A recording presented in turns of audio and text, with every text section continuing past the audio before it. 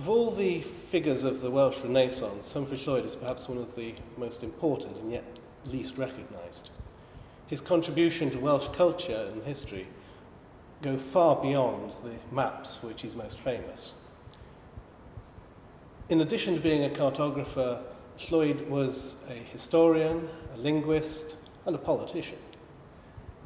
His main contribution to Welsh historiography is the Chronicle Waliau, which was a history of Wales based partly on the British Tywysogion, with additions by Llwyd himself.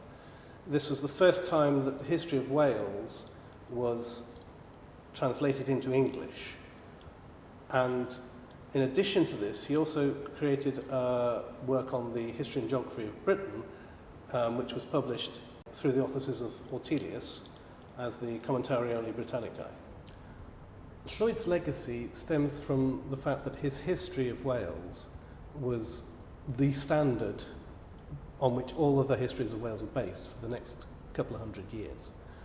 But in addition to this, his contribution to Welsh culture largely stems from, not from his own works, but from the fact that as an MP, he helped to champion the cause for the Act for the translation of the Bible into Welsh.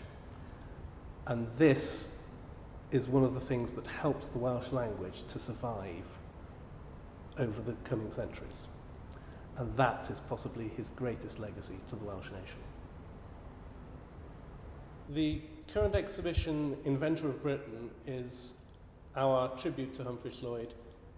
It's part of an extended period of celebration for the 450th anniversary of his death.